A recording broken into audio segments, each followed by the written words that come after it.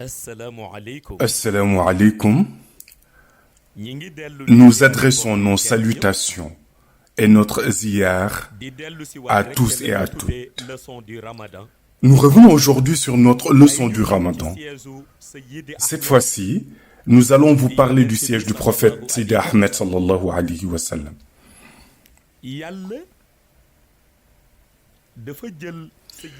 Allah subhanahu wa ta'ala a fait de Sayyidina Muhammad sallallahu alayhi wa sallam le meilleur des êtres créés. C'est ainsi qu'Allah subhanahu wa ta'ala lui a organisé un siège au 6e ciel.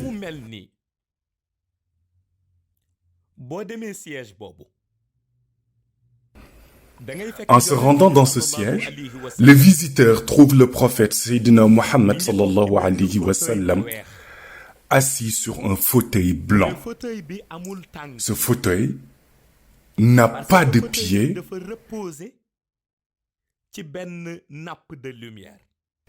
puisqu'il repose directement sur une nappe de lumière blanche immaculée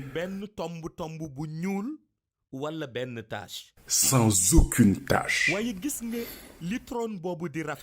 Malgré la splendeur de ce trône, la beauté sans pareille du personnage qui l'occupe le fait passer inaperçu. Ce personnage majestueux est Sayyidina Muhammad sallallahu alayhi wa sallam.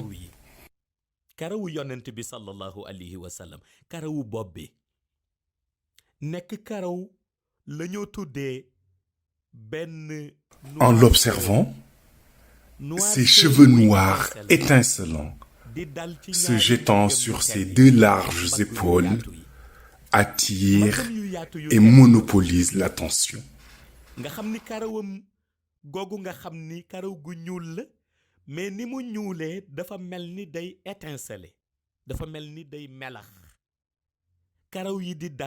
ci ñaari mbaggam yu yaatu yooyu yu tedd yi moom yonent bi waaye nga gis boo xoolee bët yi ses yeux sont brillants d'un éclat lumineux. À les voir, on croirait regarder une lampe. sikkim bi ni ñu ko raffiné de son front à sa barbe raffinée, emplie de mèches de cheveux blancs qui dominent sa chevelure noire.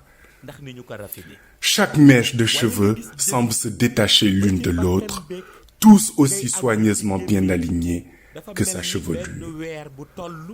Lorsque l'on regarde son front, ensuite le nez jusqu'à la bouche, on a l'impression d'observer la clarté d'une pleine lune.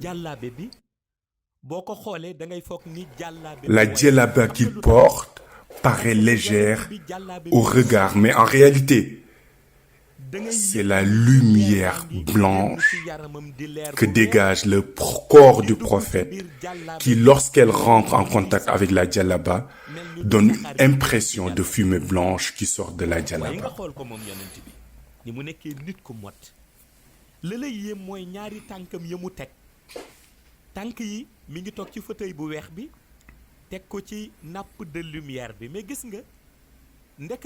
tànk yonent bi sallallahu alayhi wa sallam ñaari tànkam yu rafet yooyu nga xam ni waxuma dafa xees mais dafa weex tàll tànk yi.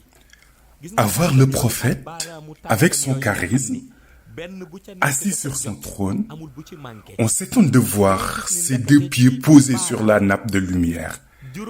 Ces magnifiques pieds d'une peau blanchâtre avec des orteils à la bonne proportion, et on se rend compte que ces 5 orteils du pied gauche et de ces 5 orteils du pied droit donnent en réalité l'apparence d'une source d'où jaillit une lumière blanche ayant l'aspect de la sueur qui dégouline du corps. C'est cette lumière jaillissant des orteils du prophète qui, en s'éparpillant, finit par former la nappe de lumière.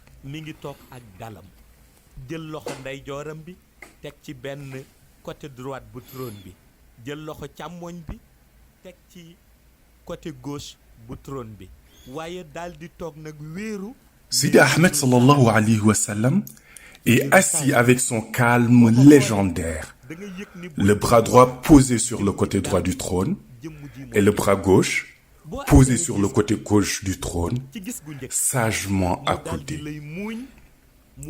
Lorsqu'on le regarde, on se rend à l'évidence que c'est le calme personnifié.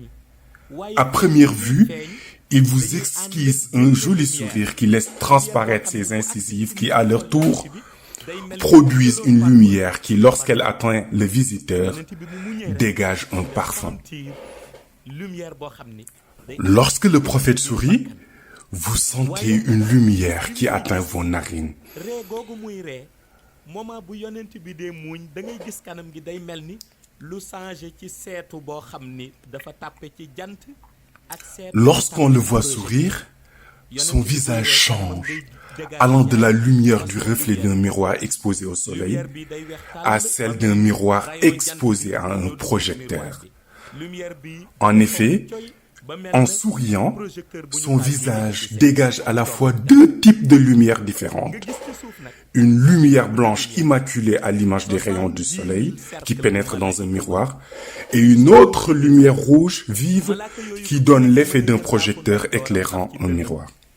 Sur la nappe de lumière se positionnent autour du prophète sallallahu alayhi wa sallam 70 000 cercles d'anges. Chaque ange a son aile droit posé sur sa poitrine et récite la Jawharatul Kamal. C'est la même que l'on récite dans la tariqa Tijani. La Jawharatul Kamal que l'on récite autour de la malane étoffe blanche. Le plus spectaculaire, c'est de voir qu'à sa droite se dressent 300 000 êtres de lumière, tous des représentations en lumière, hijab, du prophète Mohammed sallallahu alayhi wa sallam. Ces représentations de lumière, debout chacun, ressemblent tous au prophète sallallahu alayhi wa sallam et ont l'air d'ange en position de veille sur Sidi Ahmed sallallahu alayhi wa sallam. Lorsque vous jetez un regard sur la vitre située à l'arrière du trône, vous y verrez entreposé ce que les saints utilisent et que l'on appelle Inayatu Rabbaniyu. C'est là que vous vous rendrez compte qu'en réalité, les moyens de transport qu'utilisent les saints pour se déplacer entre les mondes Shahada, monde terrestre et Ghaib, monde invisible, ils les prennent à cet endroit par la grâce du prophète Sidi Ahmed sallallahu alayhi wa sallam. S'ils les rendent aussi, c'est là-bas qu'ils les retournent. On se rend alors à l'évidence de ce que Allah subhanahu wa ta'ala a dit dans le Coran à son noble personnage qu'est le prophète Sidi Ahmed sallallahu alayhi wa sallam et qui est gloire et pureté à celui qui de nuit fit voyager son serviteur Mohammed de la mosquée Al-Haram à la mosquée Al-Aqsa dont nous avons béni l'alentour afin de lui faire voir certaines de nos merveilles. C'est lui vraiment qui est l'audient, le clairvoyant, Sourate 17, verset 1. On constate alors que dans l'entourage du prophète, de son siège où il est assis, c'est sa lumière qui bloque tout espace permettant à un être d'y accéder, car des anges, au nombre de 201, se tenant par les ailes, forment un cercle. Chacun de ces 201 anges fait le zikr d'un des noms du prophète sallallahu alayhi wa sallam. Les uns scandent le nom Yassine, les autres Taha, certains Khalilur Rahman, d'autres Abdallah. Il y en a encore qui salmodient les deux noms qui renvoient à la réalité d'Allah subhanahu wa ta'ala et qui sont Al-Waliyu et Al-Latifu. La réalité de ces noms aussi qui définit le prophète sallallahu alayhi wa sallam. D'autres disent Mohammed et aussi Ahmed. Chaque ange fait le zikr d'un de ces noms du prophète qui sont au nombre de 201, se tenant par l'aile droite et dans leur aile gauche. Ils ont chacun une lance blanche sur laquelle scintille le nom Mohammed. La Hadara, Assemblée Sainte, résonne au rythme de la Jawharatul Kamal. Et un parfum meilleur que le musc se dégage de cette atmosphère. lu balu lumière jawharatul kamal yi di juk ci espace intermédiaire boobu moom. Cependant, malgré le nombre si important d'anges, malgré les multiples bulles de lumière de la jawharatul kamal qui prolifèrent dans cet espace intermédiaire, lui, Seydi Ahmed sallallahu alayhi wa sallam, est de loin plus lumineux encore que cet espace intermédiaire. Aussi intense et multiple que puisse être la lumière, le prophète Sayyidina Mohammed sallallahu alayhi wa sallam, à lui seul, adossé à son siège, est plus lumineux que cet espace. Avec tout ce que renferme ce milieu comme ange, comme bulle de lumière, de la Jawharatul Kamal, les espaces intermédiaires, la nappe de lumière, on se rend à l'évidence qu'une seule étincelle de lumière de Sayyidi Ahmed, et qui est aussi le prophète Sayyidina Mohammed sallallahu alayhi wa sallam, que l'on a en face de soi, équivaut à toute cette lumière qui l'entoure dans ce siège au 6e siècle. Malgré que le siège soit si immense, les anges ont encerclé le prophète Sayyidina Mohammed sallallahu alayhi wa sallam. Les 70 000 cercles d'anges sont assis par terre et lui témoignent leur bienséance spirituelle en psalmodiant la Jawharatul Kamal de la tariqa Tijani. Les autres qui sont debout et qui sont les hijabs, représentation de lumière, au nombre total de 300 000, scandent chacun la Salatul Fatiha. En vérité, c'est cela une hadara assemblée sainte de lumière, le prophète assis avec son calme, sa sécurité, mais aussi sa vraie réalité qu'Allah lui a attribuée. Ce qui est pourtant irréaliste, c'est que c'est ce bel espace situé au 6e ciel, cet espace paisible que le prophète a quitté pour venir conduire une mission dans ce monde terrestre shahada sombre. Ce monde shahada rempli de perturbateurs, ce monde souillé. Connaissant la réalité du prophète, on comprend qu'il a été parachuté dans un monde trouble, un monde dur, lui qui venait d'un monde heureux. C'est pourquoi à la fin de sa mission, il retourna à son siège, ce siège où il demeure dans la sérénité. Entouré des anges, ce siège qui est son espace intermédiaire où les clameurs s'interfèrent, si les uns entonnent Allahumma salli wa sallim ala ayni rahmati rabbaniyati wal yaqutati al mutahaqqiqati ha'itati markazi fuhumi wal ma'ani. On entend une autre mélodie au son de Allahumma salli ala Sayyidina Muhammadin fatih lima ughliqa wal khatim lima sabaqa nasir al haqq bil haqq wal hadi ila siratika al mustaqim wa ala ali haqqa qadrihi wa miqdarihi al azim.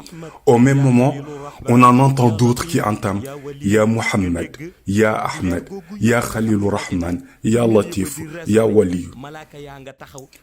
Toute cette lumière qui se rencontre et qui résonne dans ce milieu, les anges avec chacun sa lance, se tenant les uns aux autres par leur aile droite, et Seydi Ahmed sallallahu alayhi wa sallam assis au milieu.